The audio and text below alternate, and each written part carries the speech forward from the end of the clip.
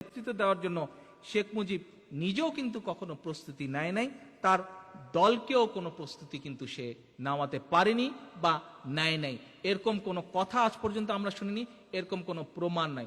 বরং আমরা এখানে দাঁড়িয়ে আজ প্রমাণ করব যে আওয়ামী লীগ যে মুক্তিযুদ্ধ সময়কালীন একটি দল, কিন্তু মুক্তিযুদ্ধের পক্ষের যে দল না, সেটিও আমরা আগামী 5 মিনিটের মধ্যে ইনশাল্লাহ প্রমাণ করব দেশবাসীর সামনে ঐতিহাসিক তথ্যের ভিত্তিতে। এটি নিয়ে কিন্তু কোনো কিছু বলতে পারেনি, প্রমাণ করতে পারেনি। আওয়ামী লীগের সাবেক পরিকল্পনা মন্ত্রী এ কে খন্দকার, যাকে আওয়ামী লীগ এখন কে কে খন্দকার বলে তাচ্ছিল্য করে, এ কে খন্দকার সাম্প্রতিককালে প্রকাশিত তার ৭১-এর ভিতরে বাইরে বইতে লেখেন, নেতৃবৃন্দ সবাই খেয়াল করে দয়া করে কথাগুলো, বিশেষ করে শব্দগুলো শুনবেন, কোনো পূর্ব প্রস্তুতি ছিল না। আরো লেখেন, শেখ মুজিব ৭ই মার্চের ভাষণ শেষ করেছিলেন জয় পাকিস্তান বলে। নেতৃবৃন্দ, আওয়ামী লীগের একটি পোস্টার আপনাদেরকে আমি দেখিয়েছি, এবং এই যে খন্দকার সাহেবের কথাটি যে কত সঠিক এবং কত সত্য, সেই পোস্টার আজ তা প্রমাণ করে দেয়। প্রথম প্রকাশনী মুক্তিযুদ্ধের,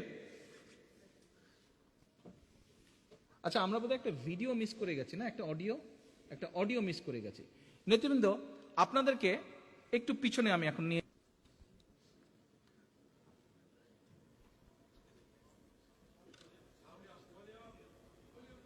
দেবে, একটু ধৈর্য ধরেন। নির্বাচনে অংশ নেয় পাকিস্তানের সংবিধান রচনার জন্য।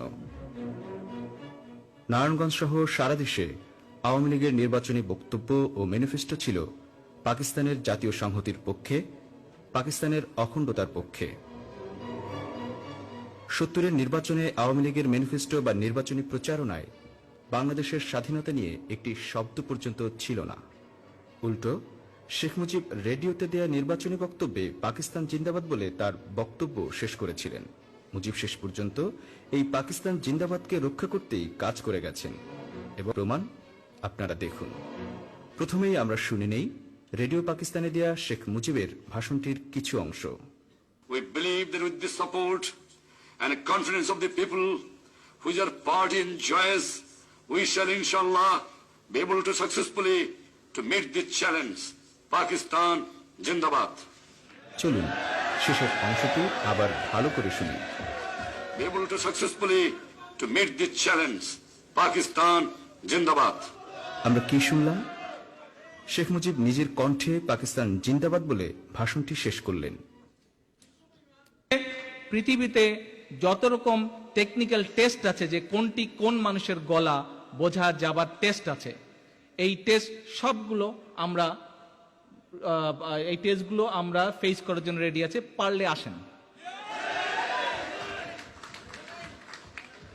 ওকে, এবার আমরা আসেন দেখি খন্দকার সাহেব আরো কি কি বলেছিলেন ওনার বইয়ে।